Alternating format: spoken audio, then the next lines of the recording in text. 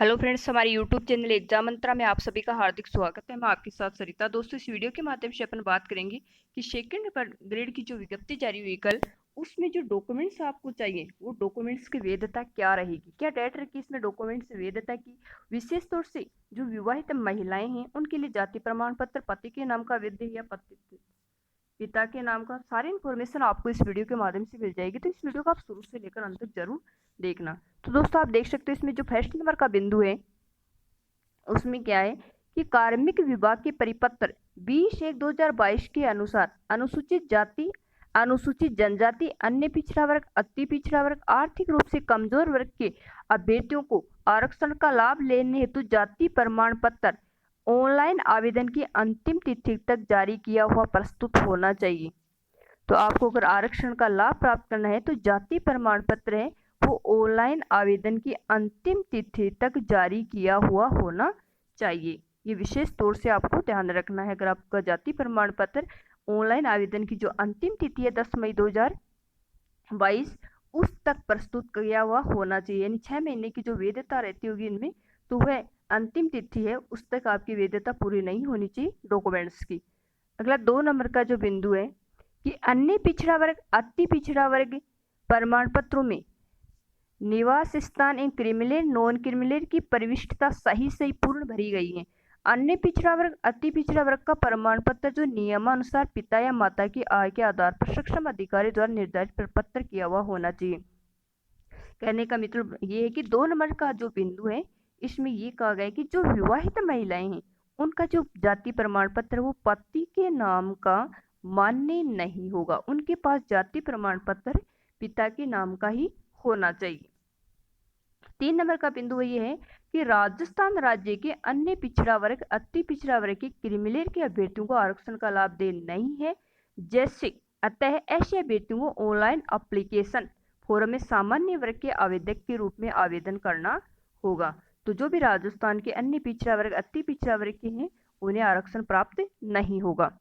4 number का बिंदु ये कह रहा है कि अनुसूचित जाति, अनुसूचित जनजाति का प्रमाण पत्र सक्षम प्राधिकार द्वारा निर्धारित प्रपत्र पर जारी किया हुआ होना चाहिए। टीएसपी क्षेत्र का प्रमाण पत्र कार्मिक विभाग की अधिसूचना 21/10/2019 के अनुसार अधिसूचना के बाद जारी किया हुआ होना चाहिए। तो जो भी टीएसपी क्षेत्र का स्टूडेंट्स है उसका जो प्रमाण पत्र है वो 21/10/19 के अनुसार अधिसूचना के बाद का जारी किया हुआ होना चाहिए।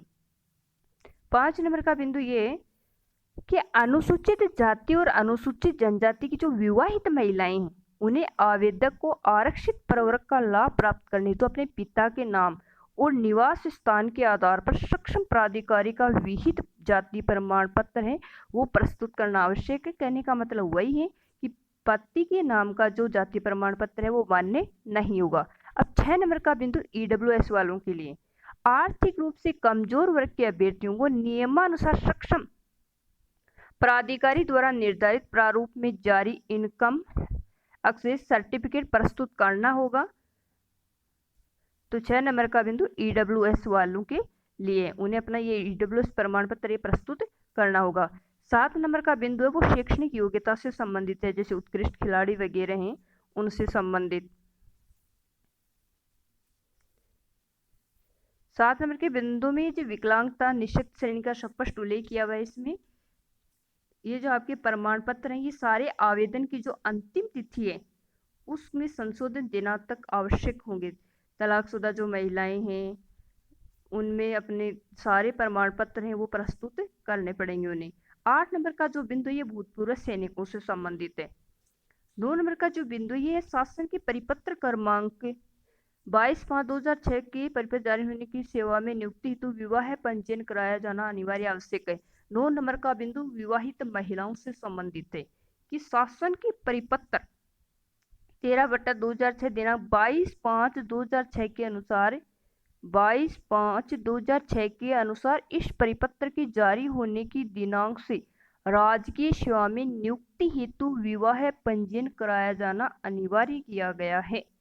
तो आपके पास विवाह प्रमाण पत्र होना वांछनीय होगा, यानी विवाह प्रमाण पत्र आवश्यक है। अगर आप विवाहित हैं तो आपके पास विवाहित प्रमाण पत्र होना चाहिए।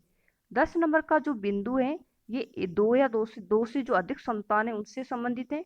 तो आपके 1 जून 2002 के बाद 2 से अधिक संतान नहीं होने चाहिए।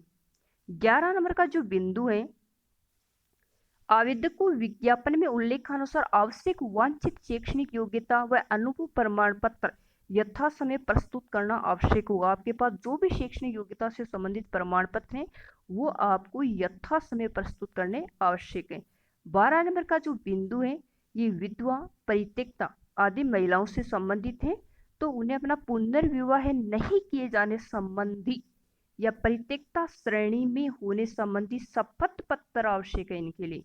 इन्हें अपना शपथ पत्र देना होगा कि ये पुनर्विवाह नहीं करेंगी। जो भी आप एक बार आराम से इसको देख लीजिएगा। 13 नंबर का जो बिंदु है, वो आवेदक को अंतिम शैक्षणिक संस्था चरित्र प्रमाण पत्र यानी चरित्र प्रमाण पत्र प्रस्तुत करना आवश्यक होगा, जिसमें चरित्र के संबंध में कम से कम अच्छा का उल्लेख आवश्यक है। आवेदक को चयन उपरांत आचरण संबंधी पुलिस सत्यापन, ये 14 नंबर का जो बिंदु है ये चयन के बाद की बात है, तो ये आप अभी आपके लिए आवश्यक नहीं है। 15 नंबर का जो बिंदु है, आवेदक को चयन के उपरांत। 16 नंबर का बिंदु भी आवेदक को पहले से सरकारी सेवा या उपक्रमों में नियुक्त चयन उक्त पद भर्ती हेतु किया गया है तो उन्हें नियुक्ता में अनापत्ति प्रमाण पत्र समय प्रस्तुत करना, यह आपके लिए कोई आवश्यक नहीं है। तो इस प्रकार से ये बिंदु हैं इम्पोर्टेंट जो आपके डॉक्यूमेंट सत्यापन से संबंधित, इनका आपको विशेष तौर से ध्यान रखें। आवेदन पत्र में गलत या त्रुटिपूर्ण सूचना या अपूर्ण आवेदन पत्र नहीं भरने के संबंध में विशेष सूचना, अगर आपकी कोई त्रुटि हो जाती है आवेदन करते समय, उससे संबंधित ये विशेष सूचना है।